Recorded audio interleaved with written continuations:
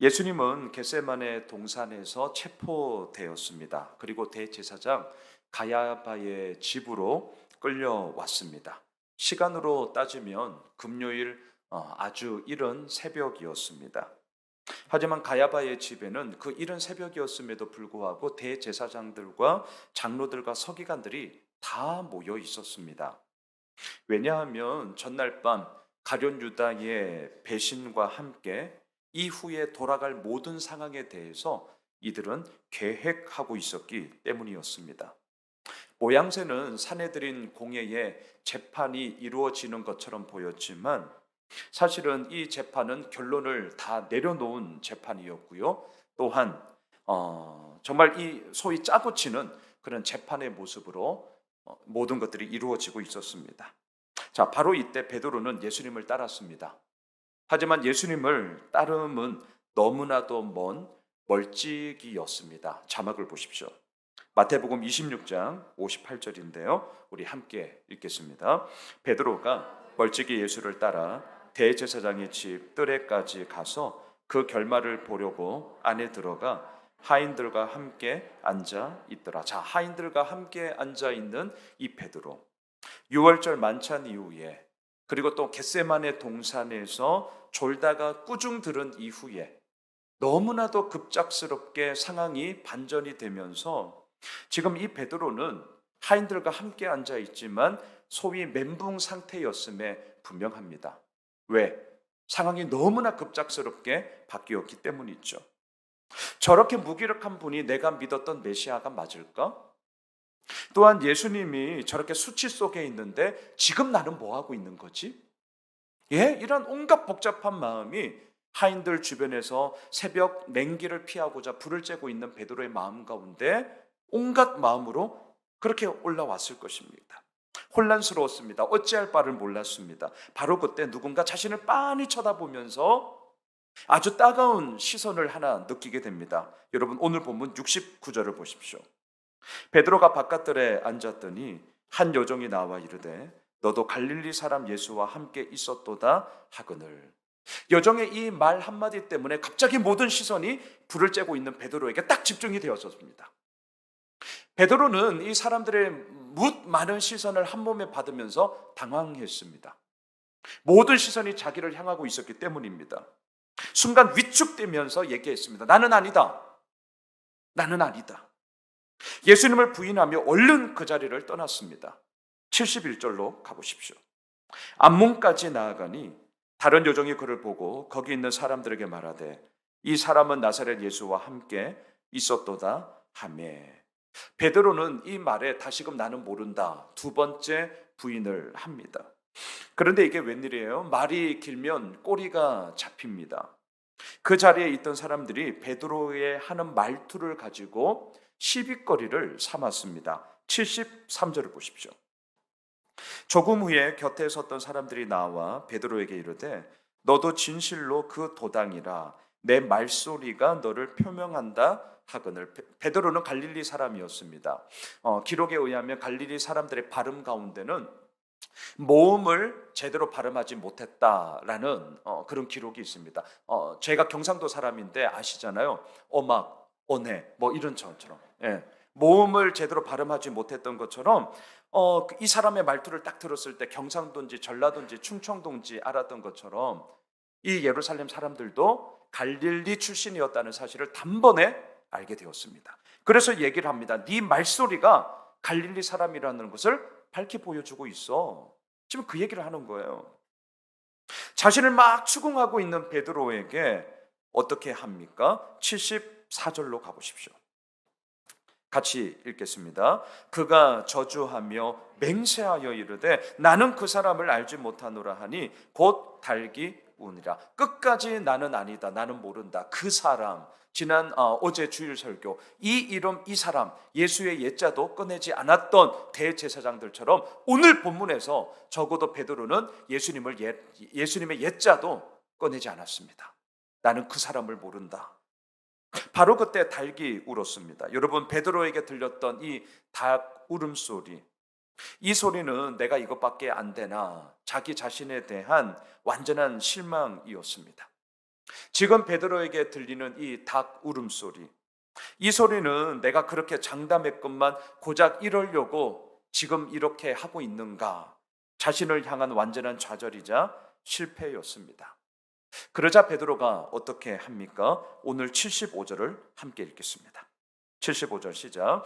이에 베드로가 예수의 말씀에 닭 울기 전에 네가 3번 나를 부인하리라 하심이 생각나서 밖에 나가서 심히 통곡하니라. 여러분, 이 심히 통곡함은 자기 자신에 대한 실망이죠. 심히 통곡함은 자기 자신에 대한 자괴감이죠. 닭 울음소리를 들었던 베드로는 자신의 무능함을 지금 여실히 보았습니다. 어젯밤을 한번 생각해 보십시오. 겟세마네 동산에서 예수님은 무려 3번이나 나를 위해 기도해 다오 부탁했습니다. 하지만 베드로는 3번이나 쿨쿨 졸았고요. 그 예수님의 요청에 함께하지 않았습니다. 그리고 오늘 본문에서 베드로는 3번이나 예수님을 모른다라고 부인을 하고 있습니다. 이전에 베드로가 자신만만하게 말했던 대로라면 베드로는 지금 예수님과 멀찍이 있어야 할 것이 아니라 가장 가까운 자리에 있어야 했던 것 아닙니까? 예수님이 수치를 당하고 조롱과 멸시를 받는 자리에 베드로 역시 같이 있어야 했던 것 아닙니까? 하지만 베드로는 멀찍이 있었고 3번이나 그 사람을 모른다라고 예수님을 부인하고 있습니다. 자기 자신에 대한 실망, 자기 자신에 대한 자괴감, 베드로가 할 수 있었던 건 무엇입니까? 오늘 마지막 75절, 밖에 나가서 심히 통곡하니라. 이것밖에 없었다라는 거죠. 여러분, 베드로가 3번 부인했다. 예수님이 하셨던 말씀이 생각나서 그제서야 심히 통곡했다. 자, 이게 오늘 제가 오늘 첫째 날 함께 나누고자 하는 좀 핵심 구절인데요. 저는 이런 생각을 했습니다. 실은 오늘 아침 우리 카톡 채널방에도 이미 말씀을 묵상하면서 저의 결론을 다 말씀을 드렸지만 행여라도 이 75절 말씀이 우리가 하지 못하고 우리들의 무능함과 우리들의 불순종과 또한 말씀대로 살지 못하는 우리들의 연약함과 무능함을 위암 삼는 말씀이 안 되었으면 좋겠습니다. 그러니까 이런 거죠. 나만 그런가? 베드로도 그랬는데 뭐. 마치 어떻게 보면 오늘 이 본문이 우리가 하지 못하는 것에 대한 자기 변명과 자기 합리화의 말씀으로 악용될 수도 있겠다라는 생각을 제가 했기 때문입니다. 제가 오늘 아침 큐티방에 나누었던 것을 다시 한번 말씀드리며 우리 모두에게 도전하고 싶습니다. 제가 이렇게 썼어요. 베드로는 그제서야 예수님이 하셨던 그 말씀이 생각나서 심히 통곡했다. 하지만 우리는 예수님이 하셨던 그 말씀을 잊지 않고 기억하기 위해 오늘도 말씀을 묵상한다. 더 이상 심히 통곡하니라가 되고 싶지 않다. 이런 걸로 나의 무능함을 하소연하고 싶지도 않다. 예수님의 그 말씀을 기억하자. 예수님의 그 말씀을 생각하자.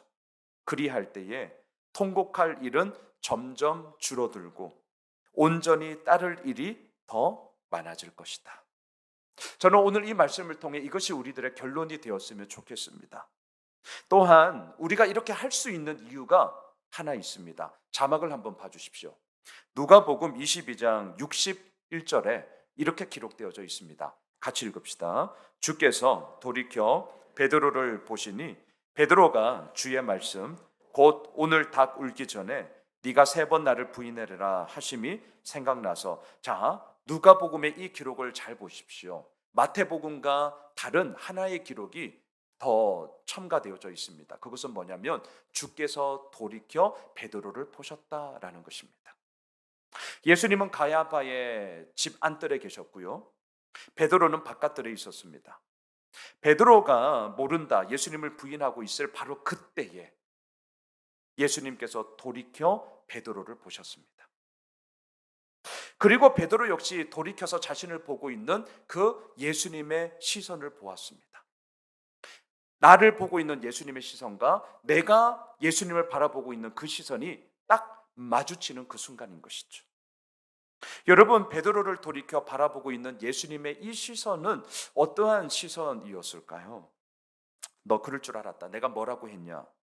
실망의 시선, 좌절의 시선, 배신의 시선. 예수님의 시선은 결코 이런 것이 아니었습니다. 예수님의 시선은 무엇이었을까? 베드로야, 너 절대 포기하면 안 돼. 베드로야, 갈릴리에서 만나자고 한 그 약속 너 잊지 마라. 베드로야, 너 절대로 가룟 유다가 갔던 그 길 가면 안 돼. 예, 예수님의 끝없는 사랑이었습니다. 예수님이 베드로를 향한 절대적인 신뢰를 쏟아내는 그러한 예수님의 시선이 베드로를 돌이켜 지금 바라보고 있었다라는 거죠. 말씀을 정리하겠습니다. 심히 통곡하니라. 오늘 이 말씀이 더 이상 우리들의 실패의 눈물로, 아픔의 눈물로, 좌절의 눈물로 되지 않았으면 좋겠습니다.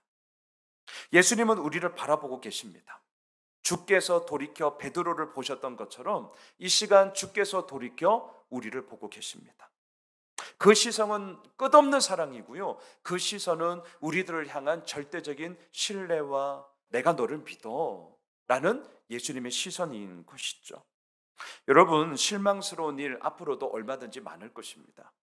내가 이것밖에 안 되나 내 자신에 대한 실망으로 마음 힘들어 할 때도 분명히 있을 것입니다.